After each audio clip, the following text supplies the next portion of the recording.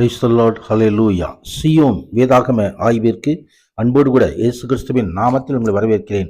இந்த தினத்திலும் சங்கீதங்களின் புஸ்தகம் 147ஆம் சங்கீதம் முதல் 150ஆம் சங்கீதம் வரைக்கும் உள்ள வசனங்களை தியானிக்க சர்வ தேவன் தாமே நமக்கு கிருபை பாராட்டுவாராக. 147வது சங்கீதம் கர்த்தரை துதிக்கிறதான ஒரு சங்கீதம்.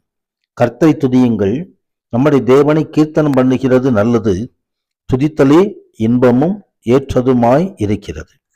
கர்த்தருடைய உண்டார்கள். ஏன் தேவனை துதிக்க வேண்டும் என்று சொல்லி சங்கீதக்காரர் இங்கே அநேக காரியங்களை இந்த சங்கீதத்தில் கொண்டு வருகிறதை குறித்து பார்க்கிறோம்.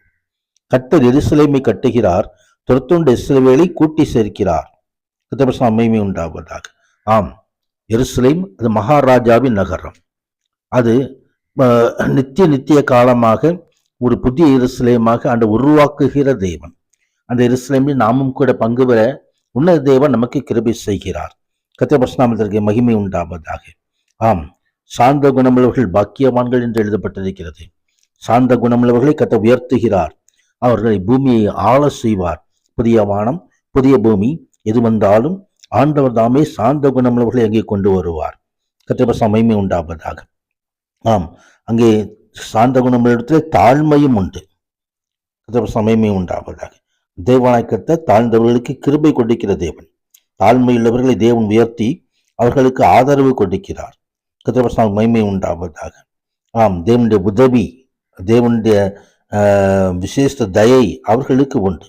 கர்த்தருடைய மகிமை உண்டாவதாக. ஆண்டவர் தாமே தாழ்மையுள்ள ஆசீர்வதிக்கிற தேவன்.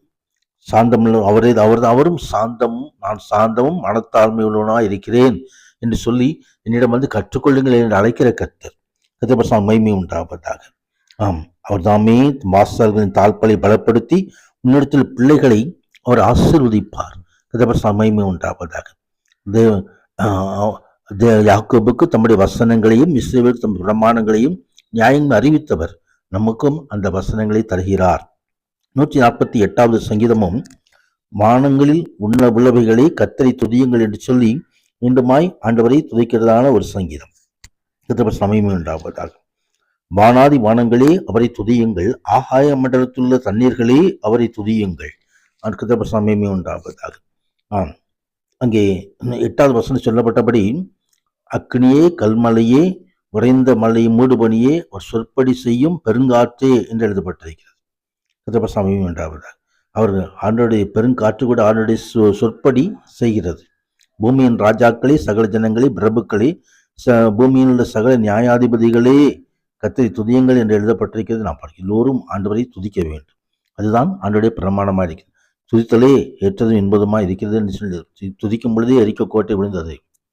கர்த்தரை துதிக்கும் பொழுதே சிறைச்சாலின் அஸ்திபாரங்களே அசைய பண்ணுகிற தேவன். இன்றைக்கும் நம் தான் இஸ்ரவேல் துதிகளில் மத்தியில் வாசம் பண்ணுகிற தேவன் நம்மோடு வாசமாயிருப்பார்.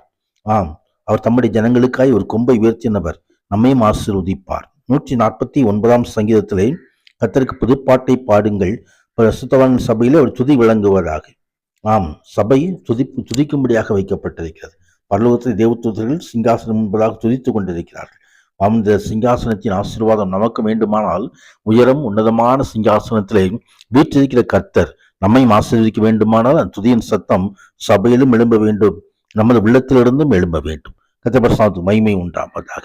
ஆம், ஆண்டவர் தாமே அப்படியாய் ஒரு ஆசீர்வாதத்தை நமக்கு அவர்கள் வாயில் கர்த்தரை உயர்த்தும் துதியும் அது கையில் இருபுறம் கருக்குள்ள பட்டயம் இருக்கும். கர்த்தருடைய வசனமே பட்டயம்.